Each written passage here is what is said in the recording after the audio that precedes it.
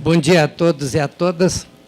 Meus cumprimentos aos caros diretores da Codeplan que estão, a professora Adriana, que traz esse elenco de jovens futuros geógrafos, né? No sentido de uma excursão geográfica, um trabalho de campo importante para o conhecimento da nossa capital federal.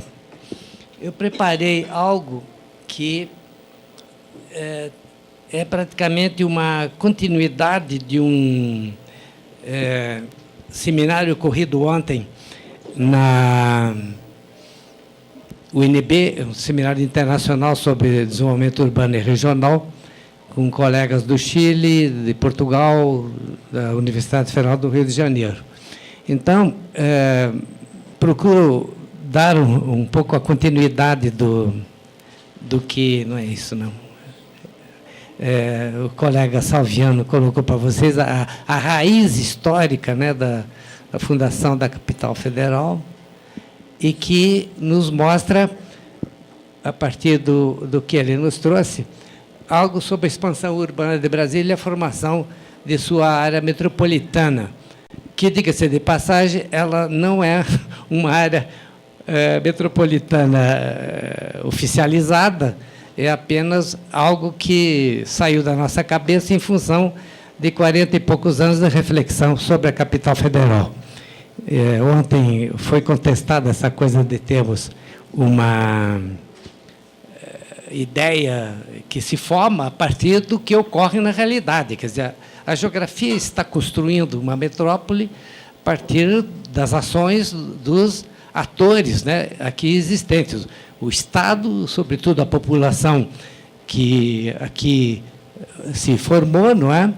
E eu parto do princípio que temos que homenagear Milton Santos naquilo que ele já tinha de reflexões sobre Brasília e do Centro-Oeste. Diz ele no livro Urbanização Brasileira, quer dizer, há 20 anos, ele pensou que o Centro-Oeste e mesmo a Amazônia apresenta-se como extremamente receptivo aos novos fenômenos da urbanização. Diga-se de passagem, ele morou aqui durante o governo Jânio Quadros, ele era um dos membros da Casa Civil, e escreveu um livro, aliás, um capítulo do livro Cidades dos Países Subdesenvolvidos, de 1965, e que trata de Brasília como um grande canteiro de obras, que continua sendo, né? Porque, deixa eu agregar o que o professor Salviano colocou, que, em grande parte, há uma confusão a respeito de que Brasília é o plano piloto. Na realidade, o plano piloto é o centro da capital federal e é o centro da metrópole, na medida em que os dados da Codeplan nos mostram, junto com o IBGE, de que Brasília tem 8,17% da população. Depois eu vou mostrar que as cidades satélites são 91%, qualquer coisa, da população local, né, que atualmente é, segundo o IBGE, de 2.780.000 habitantes. Um mapa da Codeplan de uns 15 anos atrás nos mostra o polinucleamento existente, não é? Isso aqui deve ser um polinucleamento existente, na medida em que os núcleos urbanos, nessa época, tinham bem nítido, né, as cidades colocadas no território de uma maneira que havia espaços intercalares, sob o ponto de vista ambiental seria importante manter. Já começava com Ceilândia e Taguatinga uma conurbação, um emendamento que hoje continua, pode-se sair do plano piloto em direção ao oeste, sem sair da cidade, quer dizer, algo que modifica o padrão inicialmente pensado de cidade polinucleada. Aqui, bem a sudeste, vocês têm Gama e Santa Maria. Ainda não existia, nessa época, Recanto das Emas. Aqui está bravo. Isso aqui tem um...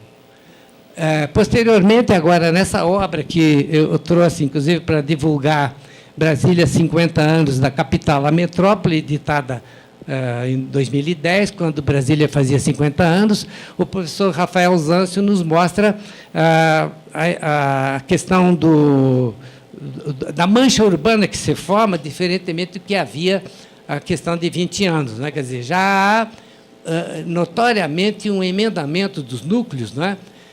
No sentido de que vão se incorporando os territórios para fins urbanos, e diga-se que nessa área, mais ou menos nesse ponto, está se querendo fazer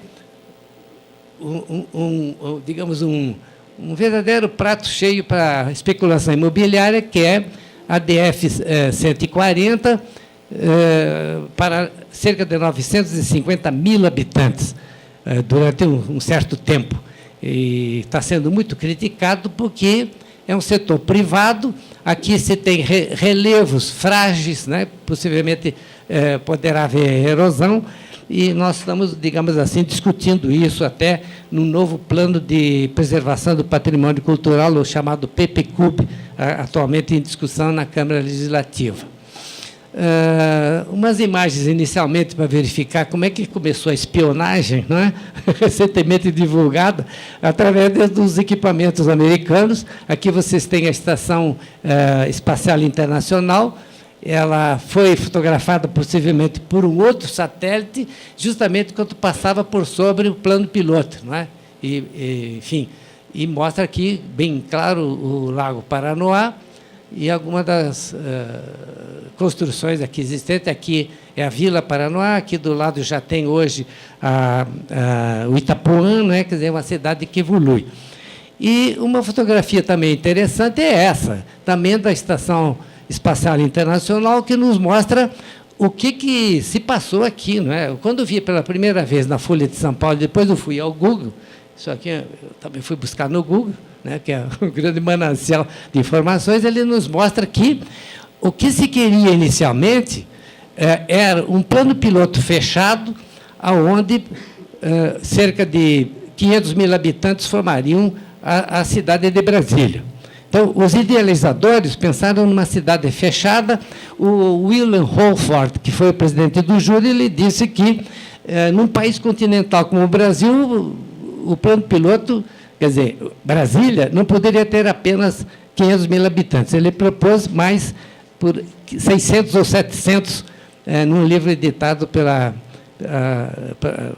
a questão dos 20 anos, e que não aconteceu. Quer dizer, a população que migrou, na época não se tinha uma noção do povoamento vertiginoso ocasionado pelos trabalhos iniciados da construção do plano piloto, então a cidade virou essa coisa tentacular, né?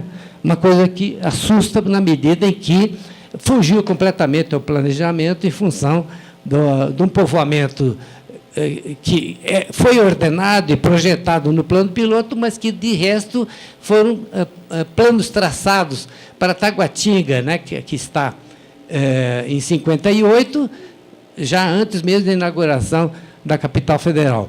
Aqui está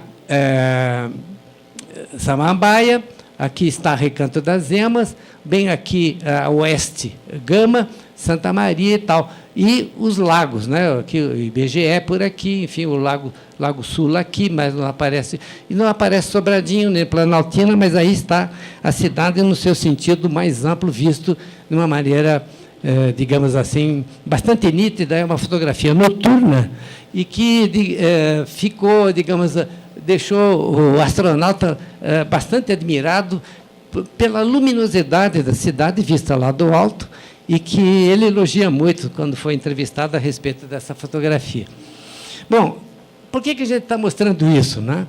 Porque eu estou num lugar de pesquisa, né? A Codeplan é um lugar, digamos, seria o IBGE do Distrito Federal, como muito bem disse o Russo, né? O nosso colega e diretor, que nós pesquisamos aqui para conhecer a realidade, né? Quer dizer, o que se passa atualmente nessa cidade, no sentido espacial, no sentido populacional, no sentido tecnológico, etc. Então, queremos entender a dinâmica da evolução na medida em que os dados são coletados, principalmente na área urbana, né? Então, a evolução urbana é a prática dos agentes Esse livro que eu acabei de mostrar, Brasília, 50 anos, ele mostra bastante isso, né? Como é que cada agente, eu prefiro esse termo, né? Pode ser também ator, né? Como é que cada um dá a sua parcela para aquele gigante que apareceu aí, essa verdadeira metrópole. Isso que não aparece a área periférica do Distrito Federal, que é componente da área metropolitana. Então, nós temos a técnica, não me deixo mentir, né, que tudo é muito filtrado. Quando se faz um levantamento como a PEDAD, né, que é a Pesquisa Distrital de Amostra por Domicílio, tudo é muito checado, de tal maneira que os dados são bastante confiáveis e servem para o planejamento urbano e para a gestão. Quer dizer, nós somos órgãos capazes de dar os elementos essenciais para a tomada de decisão, por exemplo, sobre a mobilidade urbana, como depois eu vou mostrar. Quer dizer, isso é bom para vocês, porque o geógrafo que está aqui me ouvindo e ouvindo o professor Salviano, sabe que buscar um pouco o passado é bom, mas é muito importante também conhecer o que se passa na realidade dos dias atuais.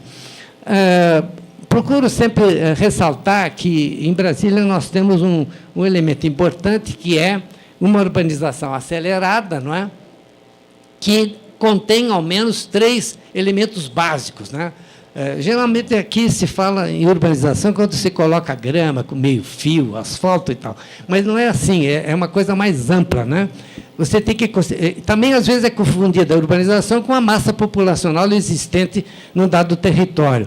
Ele é um dos 3 componentes. Aqui eu estou pedindo emprestado também um pouco dos elementos de Harold Carter, né, que tem um livrinho muito interessante, de 1972, em que ele fala: crescimento populacional é importante verificar, a expansão física, estrutural também, eu acho que Brasília mostra bastante essa expansão física, né, e a estrutura que vai se implantando em todo o território, não é?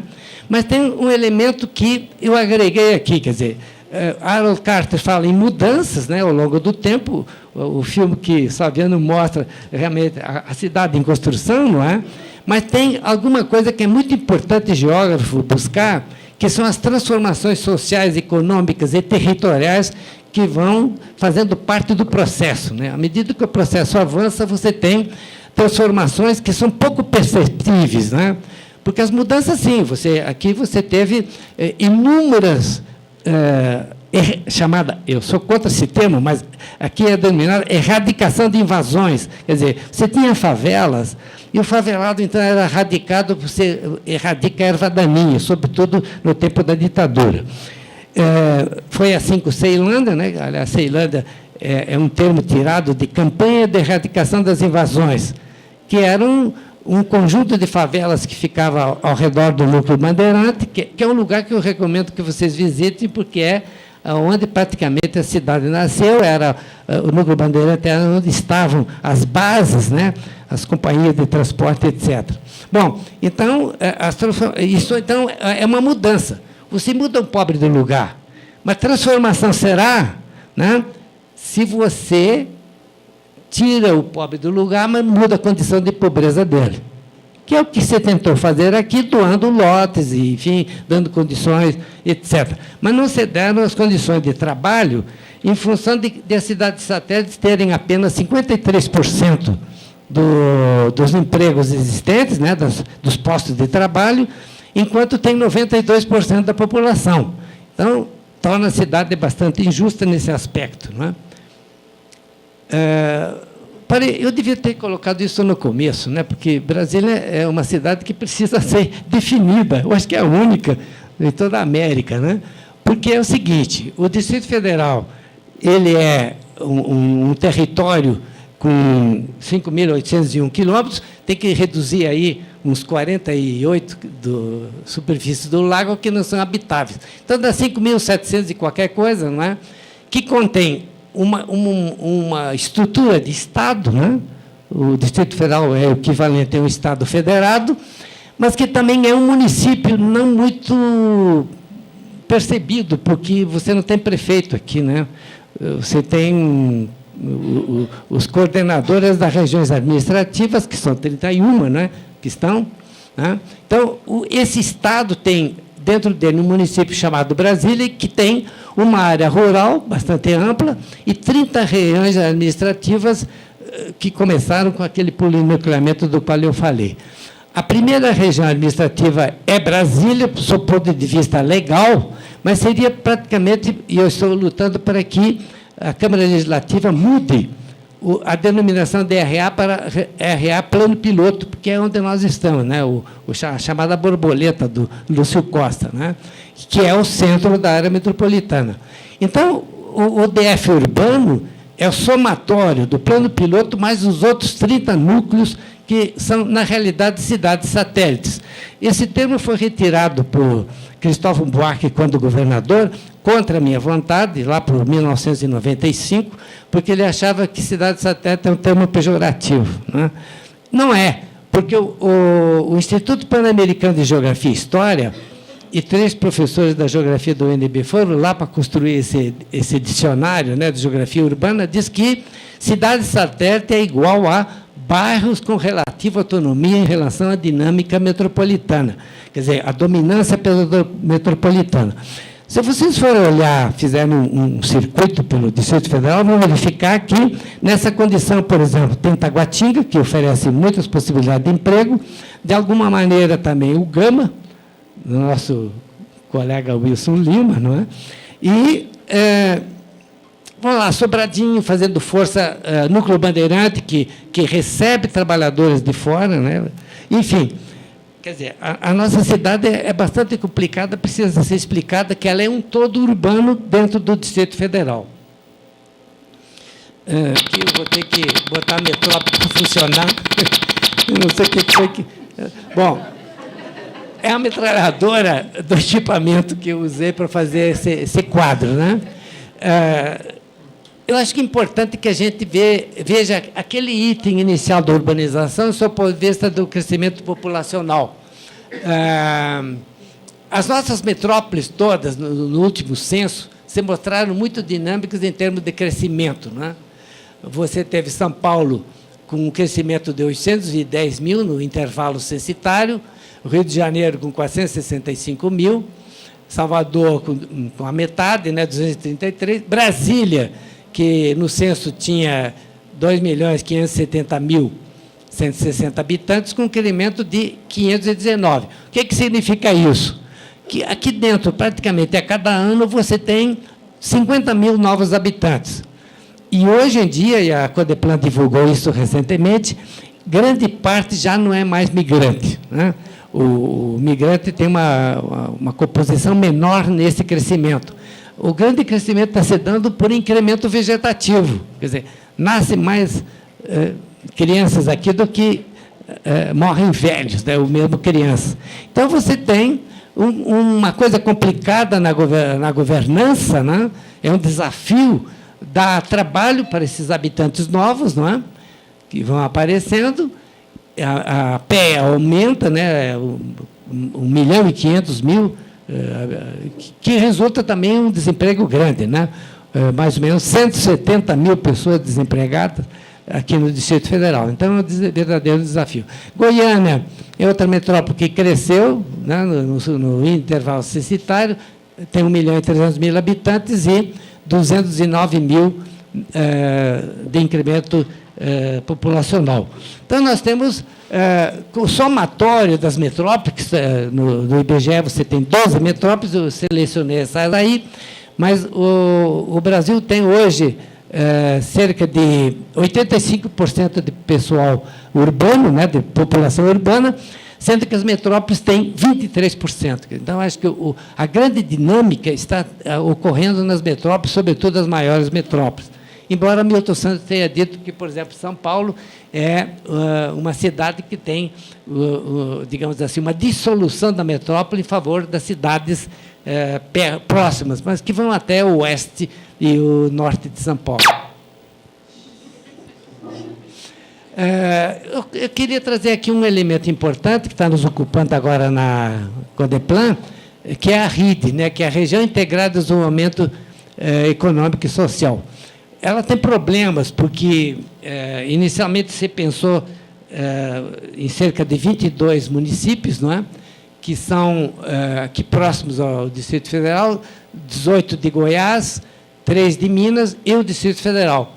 Uma população total no censo de 3.716.000 habitantes e que tem uma influência grande sobre, digamos, a mobilidade urbana aqui de Brasília. Mas que, claro, tem uma dominância metropolitana de Brasília. Tem um IDH de 0,78 em média, né? O Distrito Federal é um dos IDHs mais elevados do Brasil, 0,874, embora você tenha um Mimboso em Goiás com um dos mais baixos IDHs do Brasil, 0,664. Quer dizer, não é algo que nos diga que a distribuição de renda seja correta aqui dentro. Isso aqui é um índice, né? É como, digamos assim, a renda per capita, né?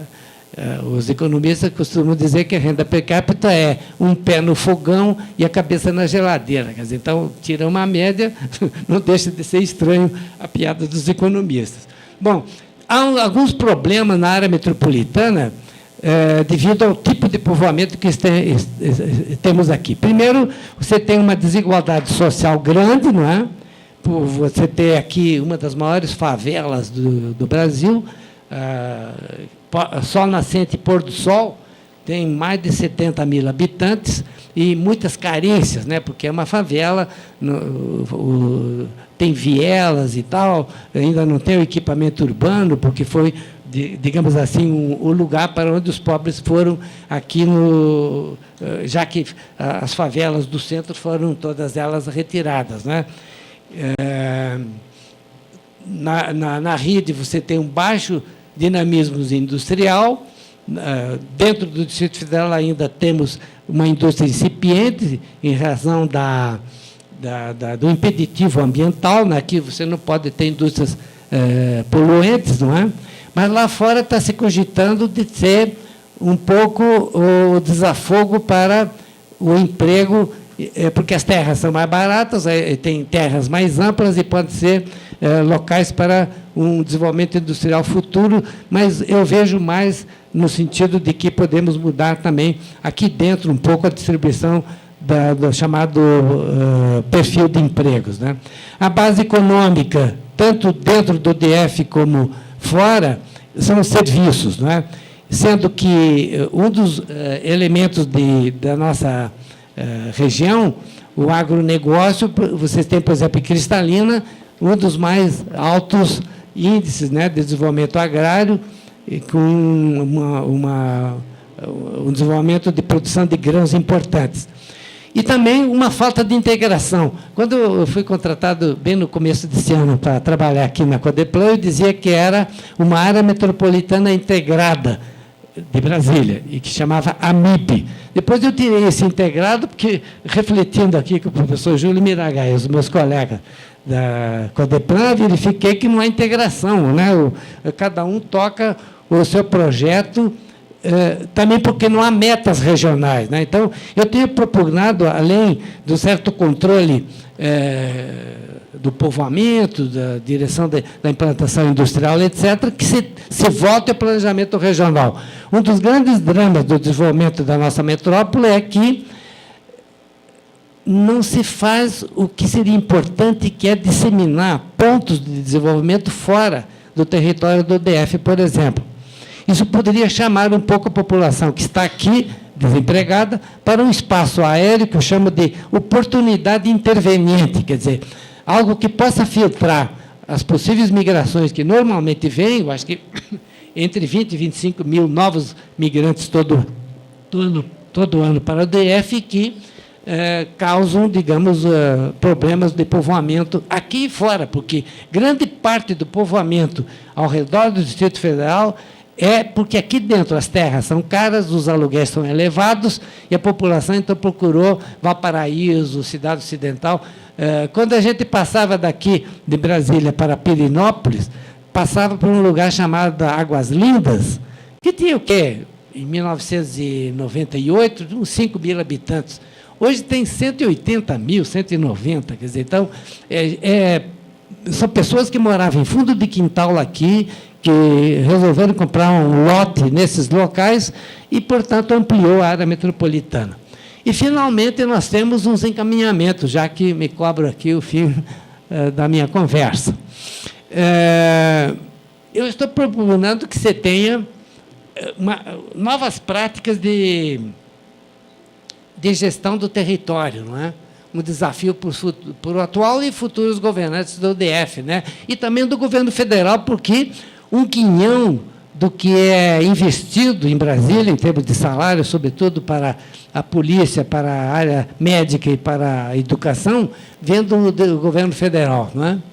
Bom, uma das primeiras coisas foi o que eu falei há pouco, né? Descentralizar as atividades e os postos de trabalho, porque 48% dos postos de trabalho estão no plano piloto, que tem apenas, como eu falei há pouco também, 8,17% da população do Distrito Federal. Então, quer dizer, há um desequilíbrio muito grande entre a população e os postos de trabalho existentes. E diga-se de passagem que o plano piloto tem, além da quantidade maior dos postos de trabalho, os postos de trabalho mais remunerados. Tanto que, quando fala-se aí no teto salarial, aparecem salários de 30, 40, 50 mil, fora do que estipula a Constituição. Outra coisa é dotar a área metropolitana de infraestruturas, né? E tentar integrá-la, né, a um todo urbano, que já me contestaram, como é que você cria da sua cabeça uma área metropolitana? O colega russo levantou que isso é ideia minha. Não, é a ideia que a gente tem já desde 1985.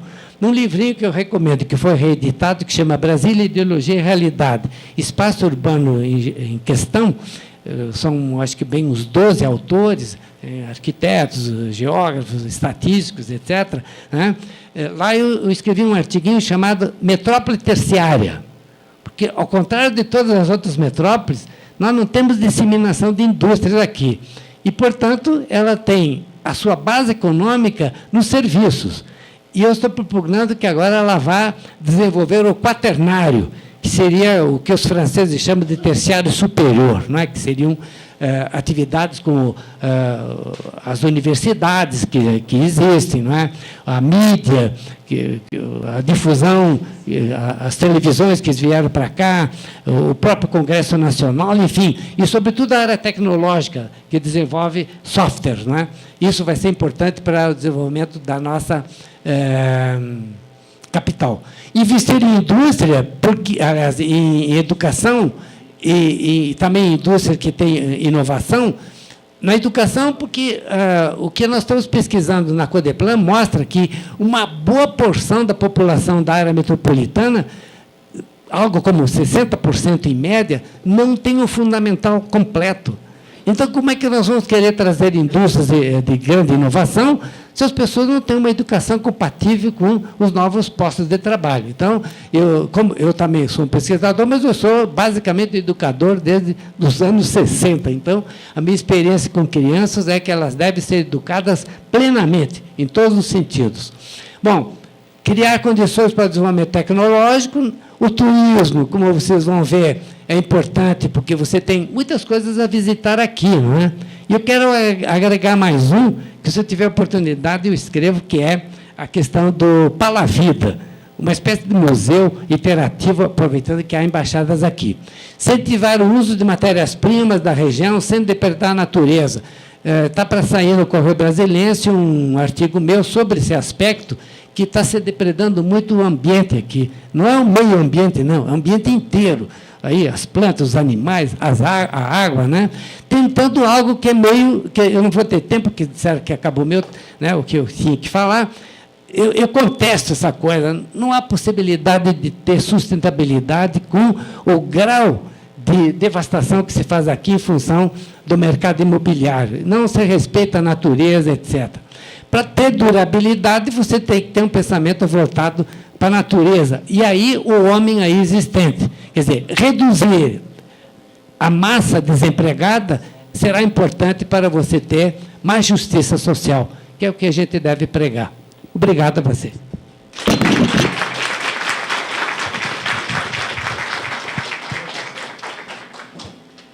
Obrigada ao professor Paviani. E agora nós vamos fazer um intervalo. Vamos fazer um intervalo de 15 minutos, que eu vou contar.